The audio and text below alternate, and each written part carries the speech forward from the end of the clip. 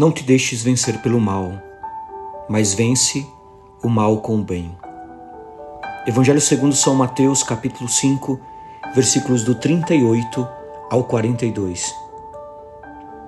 Meus irmãos e minhas irmãs, hoje a palavra de Deus nos convida a entrar num dos mistérios mais exigentes e ao mesmo tempo mais libertadores da vida cristã: a acolhida. Acolher não como um gesto superficial ou social, mas com uma atitude existencial, enraizada na própria dinâmica da graça divina. Nós ouvimos na segunda carta de São Paulo aos Coríntios: pois somos colaboradores de Deus e exortamos-vos a não receberdes em vão a graça de Deus. São Paulo, da segunda carta aos Coríntios, capítulo 6, versículo 1. O verbo que São Paulo utiliza aqui no grego original é dikromai, que significa receber, acolher, aceitar com o coração aberto. Mas São Paulo vai além. Ele nos alerta a não acolhermos essa graça em vão, em grego, kenos, ou seja, acolhermos essa graça de modo vazio, estéril, sem frutos. A teologia paulina nos recorda que a graça, charis, é sempre uma iniciativa amorosa de Deus, mas que exige a nossa resposta livre e comprometida. E como responder a tudo isso?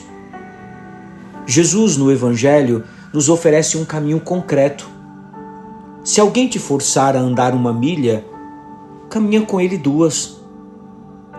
Aqui o termo grego é angareusei, que significa ser forçado a um serviço, muitas vezes sob a coação legal ou militar.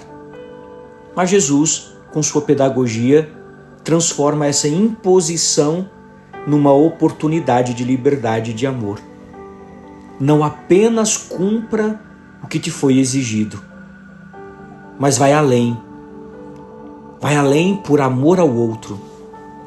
Este ir além, meus irmãos e minhas irmãs, é o verdadeiro espírito das bem-aventuranças, da vida feliz, que são o coração do Sermão da Montanha, do Evangelho de São Mateus, no capítulo 5, versículos 1 seguintes. Jesus não nega a antiga lei, olho por olho, dente por dente, mas ele cumpre essa lei e a supera, nos levando a uma nova lógica, a lógica da não violência, a lógica da misericórdia, da acolhida radical do outro. A tradição patrística é muito clara nesse ponto. Doroteu de Gaza, um dos grandes mestres espirituais dos primeiros séculos, ensina que ele entende por humildade verdadeira não apenas uma postura exterior, mas uma disposição do coração. Por isso o Senhor diz: aprendei de mim que sou manso e humilde de coração. E quem deseja encontrar repouso precisa aprender a humildade. Ela sim que ele ensinava nas suas instruções espirituais ou nos seus ensinamentos espirituais. Vejam, meus irmãos e minhas irmãs, que a humildade é o solo onde germina a verdadeira acolhida. Não é uma humildade fingida, mas aquela que nasce de um coração que reconhece a própria indigência e por isso sabe acolher a fraqueza do outro. Quantas vezes nós nos relacionamos diários, temos no nosso dia a dia relacionamentos que nos prendem a que o outro faz de errado ou fez de errado. Olhamos para a ofensa, para a falha, para o golpe recebido. Mas o Evangelho nos convida a termos um outro olhar, a fixar os olhos não no mal praticado, mas na pessoa que cometeu esse mal. São Paulo reforça essa lógica ao afirmar: como pobres, mas enriquecendo a muitos, como não tendo nada, mas possuindo tudo, 2 Coríntios capítulo 6, versículo 10. Veja, há um paradoxo na vida cristã. Na medida em que nos esvaziamos, nós nos tornamos plenamente disponíveis para a graça de Deus. Aqui ecoa o grande caminho de Jesus, o esvaziamento, a kenosis, onde ele se esvazia de si mesmo e assumiu a condição de servo. A lei do talião, olho por olho, dente por dente, tão criticada nos nossos dias como arcaica, foi na sua época um passo civilizatório, uma tentativa de limitar a vingança ilimitada. Mas Cristo nos chama a dar um passo a mais, da justiça retributiva para a justiça restaurativa.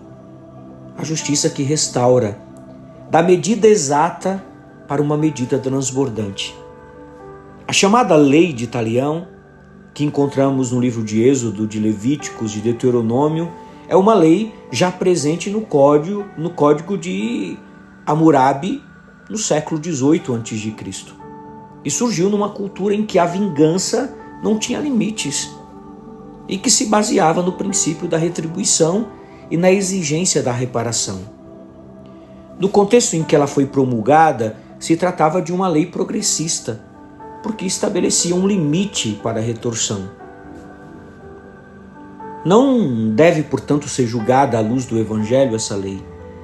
Os próprios judeus sentiam-se desconfortáveis diante de um princípio tão severo e, por isso, muitas vezes substituíam sua aplicação literal por sanções pecuniárias. Meus irmãos, a Santa Igreja, nos documentos conciliares, sobretudo na Gaudium et Spes, fala que o homem, única criatura sobre a terra que Deus quis por si mesma, não pode encontrar a sua plena realização senão no dom sincero de si mesmo aos outros. Nesse dom sincero de si mesmo aos outros. Esse dom de si, esse esvaziamento, é o caminho da acolhida verdadeira. E é isso mesmo que Jesus pede. Se alguém te obriga a caminhar 1 milha, vai com ele 2. Acolher é também aprender a perder tempo. Como fez o ressuscitado no caminho de Emaús, caminhando ao lado dos discípulos desiludidos, em São Lucas no capítulo 24. Quantas conversões podem nascer simplesmente de um caminhar paciente ao lado de alguém? A acolhida cristã não é ingenuidade diante do mal, mas é resistência profética ao ciclo da violência. Ao amar até o inimigo, que amanhã veremos no Evangelho, neutralizamos a lógica da exclusão e da vingança. O mal é vencido pelo bem, como nos ensina São Paulo aos Romanos. Não te deixes vencer pelo mal, mas vence o mal com o bem. Que o Senhor nos conceda a graça de sermos homens e mulheres que acolhem, que caminham além, que sabem transformar o coração e as relações segundo o modelo de Cristo. E que nós possamos com humildade, com coragem, ser sinais vivos da graça acolhida e multiplicada no mundo. Que o nosso objetivo seja único: amar a Cristo, amar a nós mesmos e amar ao próximo. Uma santa segunda-feira para você e sua família. Que Deus te abençoe em nome do Pai, do Filho e do Espírito Santo. Amém. Paz e misericórdia.